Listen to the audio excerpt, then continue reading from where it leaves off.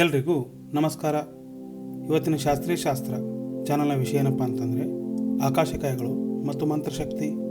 ಹೌದು ಸ್ನೇಹಿತರೆ, ಜೀವನದಲ್ಲಿ ಎಲ್ಲವೂ ಒಂದಕ್ಕೊಂದು ಸಂಬಂಧಪಟ್ಟಿದೆ ಅಂತ ಇಲ್ಲಿ ನಾವು ತಿಳಿಬೋದು. ಅದು ಹೇಗಪ್ಪ ಅಂತಂದರೆ, ನಾವಿಲ್ಲಿ ಮಾಡುವಂಥ ಕೆಲಸಗಳು ಪೂರ್ವಜನ್ಮದಿಂದ ಇಲ್ಲಿ ನಿರ್ಧಾರಿತರಾಗಿರ್ತವೆ. ಆದ್ದರಿಂದ ನಾವು ಮಾಡುವಂಥ ಪ್ರತಿಯೊಂದು ಶಕ್ತಿಗೂ ಹಿಂದೆ ಒಂದು ಪುಣ್ಯ ಮತ್ತು ಪಾಪ ಎಂಬುದು ಇಲ್ಲಿ ಕೂಡಿ ಬಂದಿರುತ್ತೆ. ಅದೇ ರೀತಿಯಾಗಿ ಮಾನವ ಜೀವನದಲ್ಲಿ ಆಗತಕ್ಕಂಥ ಬದಲಾವಣೆಗಳು ಆಕಾಶದಲ್ಲಿ ನಡೆಯುವಂತಹ ಬದಲಾವಣೆಯಿಂದ ನಿರ್ಧರಿಸಲ್ಪಟ್ಟಿರುತ್ತವೆ.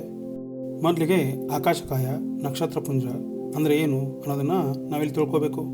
ಮೊದಲಿಗೆ ನಾವು ಆಕಾಶಕಾಯ ಅಥವಾ ನಕ್ಷತ್ರಪುಂಜ ಅಂದರೆ ಏನಂತ ಇಲ್ಲಿ ತಿಳ್ಕೊಳ್ಳೋಣ. ಇದು ಬ್ರಹ್ಮಾಂಡದಲ್ಲಿ ನೆಲೆಸಿರ್ತಕ್ಕಂತಹ ಒಂದು ನಿರ್ಧಾರಿತವಾದಂತಹ ಮತ್ತು ಅವಲಂಬಿತವಾದಂತಹ ಗ್ರಹಗಳ, ಕ್ಷುದ್ರ ಗ್ರಹಗಳ ಮತ್ತು ಆಕಾಶಕಾಯಗಳ ಬಂಧನವಾಗಿದೆ. ಇಲ್ಲಿ ಯಾವುದೇ ರೀತಿಯಾದಂತಹ ಜೋಡಣೆ ಇಲ್ಲ. ಆದರೂ ಕೂಡ ಅವು ಒಂದರಿಂದ ಒಂದು ಸಂಬಂಧಪಟ್ಟು ಆಕಾಶದಲ್ಲಿ ತೇಲುತ್ತಾ ನಿಂತಿರ್ತವೆ.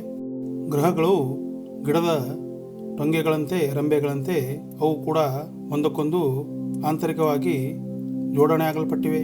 ಅದರ ಮಧ್ಯೆ ಹರಿದೋಗುವಂತಹ ಒಂದು ಹೇರಳವಾದ ಆಮ್ಲಜನಕ ಅಂದರೆ ಕಾಸ್ಮಿಕ್ ಎನರ್ಜಿ ನಮ್ಮ ದೇಹಕ್ಕೆ ಆಗುವಂಥ ಬದಲಾವಣೆಗೆ ಕಾರಣ ಆಗಿದೆ. ಮಲಗಿಕೊಂಡಾಗ ಆಕಾಶದಲ್ಲಿರುವಂತಹ ಆಮ್ಲಜನಕ ಭೂಮಿಗೆ ಬಂದಿಳಿಯುತ್ತೆ. ಅದು ನಮಗೆ ಹೇರಳವಾಗಿ ದೇಹದಲ್ಲಿ ಸೇರಿಕೊಳ್ಳುತ್ತೆ. ಅದರಿಂದ ನಮ್ಮ ಕಷ್ಟ ನಷ್ಟಗಳು ಹಾಗೆ ದೇಹದ ನೋವುಗಳು ಕೂಡ ನಿವಾರಣೆ ಆಗುತ್ತವೆ. ಈ ಒಂದು ಸಮಯವನ್ನು ವಿಶೇಷವಾಗಿ ನಾವು ಬ್ರಾಹ್ಮಿ ಮುಹೂರ್ತ ಅಂತ ಕರಿತೀವಿ. ಈ ಒಂದು ಸಮಯದಲ್ಲಿ ನಾವು ಅಂದ್ಕೊಂಡಿದ್ದು ಇಲ್ಲಿ ಸಾಧಿಸಲು, ಇಚ್ಛೆಯನ್ನು ಪೂರೈಸಲು ಇಲ್ಲಿ ಒಂದು ಆಕಾಶದಿಂದ ಬರುವಂತಹ ಬದಲಾವಣೆಗಳು ನಮ್ಮನ್ನು ಸಹಾಯಕವಾಗಿ ನಡೆದುಕೊಳ್ತವೆ.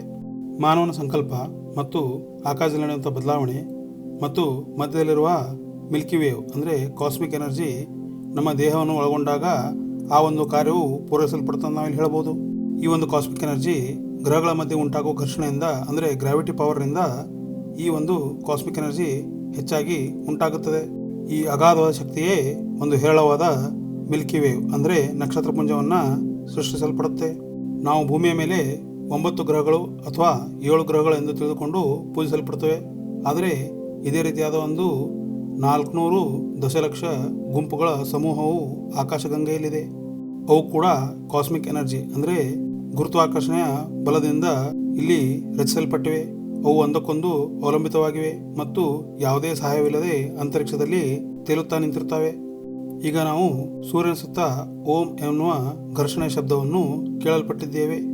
ಅದೇ ರೀತಿಯಾಗಿ ಎಲ್ಲ ಗ್ರಹಗಳ ಮಧ್ಯೆ ತನ್ನದೇ ಆದಂತಹ ಒಂದು ಶಬ್ದವು ಹುಟ್ಟಲ್ಪಡುತ್ತದೆ. ಇಲ್ಲಿ ನಾವು ಆಧ್ಯಾತ್ಮಿಕ ಶಕ್ತಿ ಅಥವಾ ಸ್ಪಿರಿಚುವಲ್ ಪವರ್ನಿಂದ ಆ ಒಂದು ಘರ್ಷಣೆಯ ಶಬ್ದವನ್ನು ನಾವಿಲ್ಲಿ ಹೆಚ್ಚಾಗಿ ಕಾಣಬಹುದು. ಮಾನವನು ಎಷ್ಟೇ ವಿಜ್ಞಾನದಲ್ಲಿ ಮುಂದುವರೆದರೂ ಕೂಡ ಆಕಾಶದಲ್ಲಿರುವ ಒಂದು ರಹಸ್ಯವನ್ನು ಬಹಿರಂಗಪಡಿಸಲಾರನು. ಈ ಆಕಾಶಗಂಗೆಯಲ್ಲಿ ತನ್ನದೇ ಆದಂಥ ಬದಲಾವಣೆಗಳು ಸದಾಕಾಲ ನಡೀತಾ ಇರ್ತವೆ. ಇಲ್ಲಿ ಒಂದು ಅಂದಾಜಿನ ಪ್ರಕಾರ 400 ದಶಲಕ್ಷ ಗ್ರಹಗಳ ಗುಂಪಿದೆ. ಅಂದರೆ ನಾವಿಲ್ಲಿ ನೋಡಿದ ಹಾಗೆ ಅದಕ್ಕೆ ತನ್ನದೇ ಆದಂಥ ಸೂರ್ಯ ಮತ್ತು ತನ್ನದೇ ಆದಂಥ ಚಂದ್ರವನ್ನು ಒಳಗೊಂಡಂತಹ ಈ ಗುಂಪುಗಳು ಸೃಷ್ಟಿಯಾಗಿರ್ತವೆ. ಮತ್ತು ಆ ಗ್ರಹಗಳ ವೈಶಿಷ್ಟ್ಯ, ಶಕ್ತಿ ಮತ್ತು ಬಲ ಸದಾಕಾಲ ಒಂದಕ್ಕೊಂದು ತೋರಿಸಲ್ಪಡ್ತವೆ.